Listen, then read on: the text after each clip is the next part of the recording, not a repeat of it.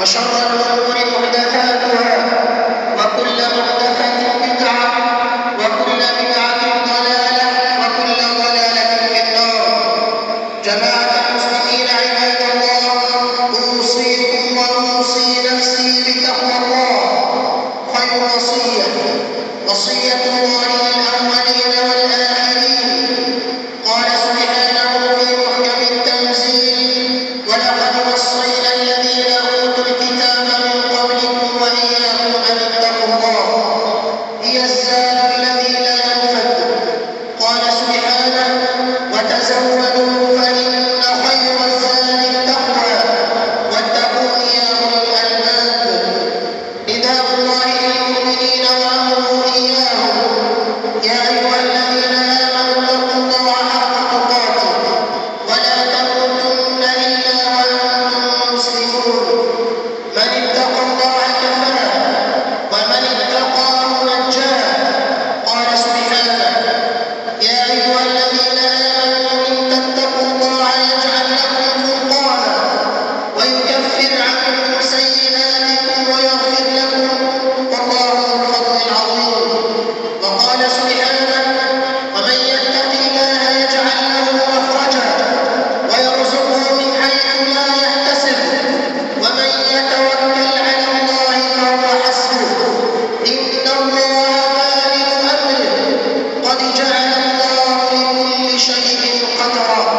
وقال سبحانه: يا أيها الذين آمنوا اتقوا الله وقولوا قولا سديدا يصلح لكم أعمالكم ويغفر لكم ذنوبكم ومن يطع الله ورسوله فقد فاز فوزا عظيما.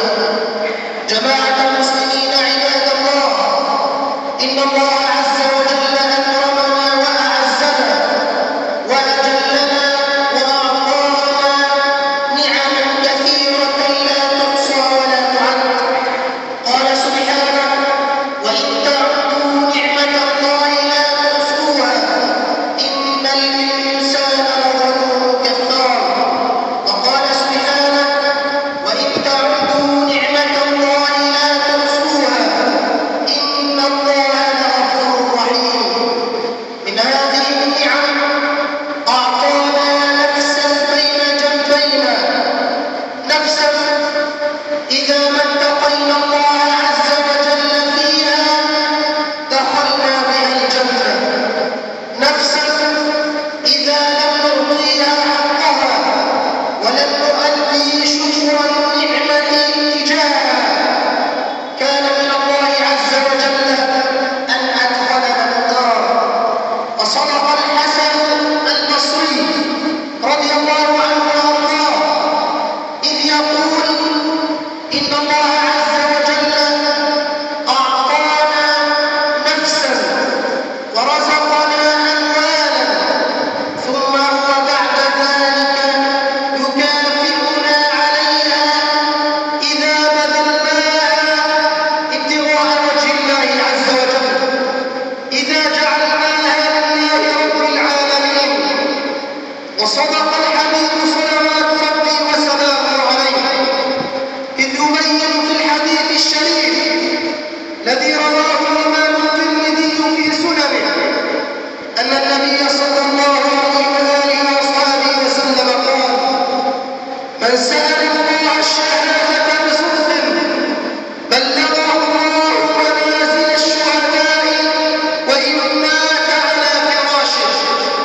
من سأل الله عز وجل الشهادة بصدق بلغه الله منازل الشهداء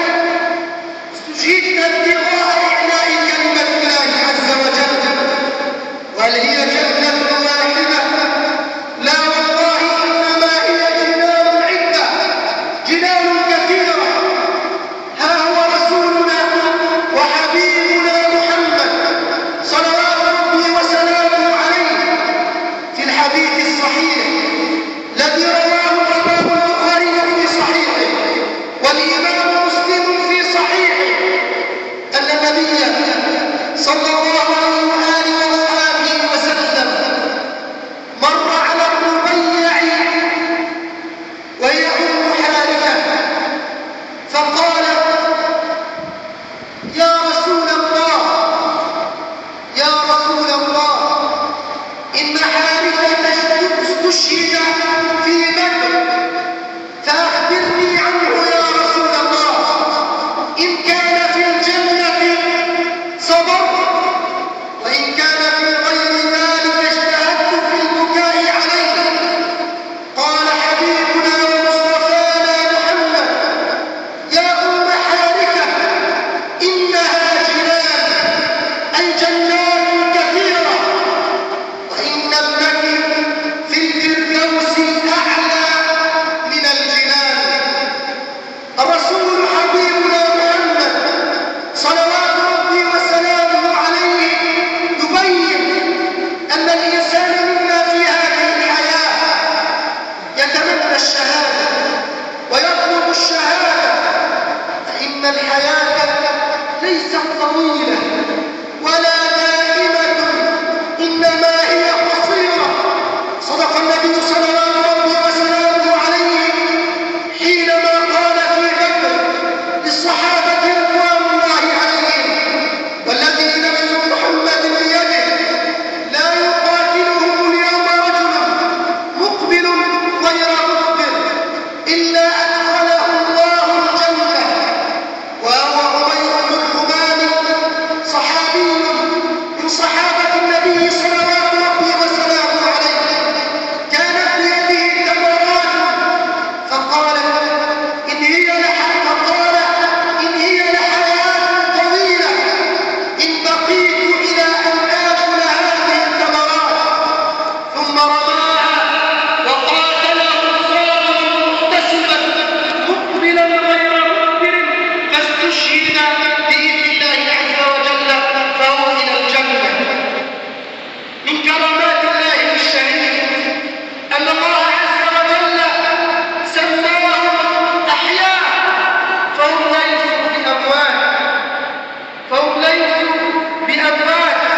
قال سبحانه: ولا تحسبن الذين قتلوا في سبيل الله أمواتا بل أحياء عند ربهم يرزقون فرحين بما آتاهم الله من فضله ويستبشرون بالذين من خلفهم ألا خوف عليهم ولا هم يحزنون يستبشرون بنعمة من الله وفضل. هم أحياء كما قال الله عز وجل: أحياء وليسوا أموات عند ربهم يرزقون فرحين بما آتاهم الله من فضله ويستبشرون بالذين لم يلحقوا بهم من خلفهم ألا خوف عليهم ولا هم يحزنون. والنبي صلى الله عليه وآله وصحبه وسلم الصادق المصدوق الذي لا ينطق عن الهوى يبين أن أرواح الشهداء في حواصل خضر يسرحون في الجنة، معلقة الأرواح وأفئدتهم في قناديل من الجنة يسرحون في الجنة. هم أحياء عند ربهم. من كرامات الله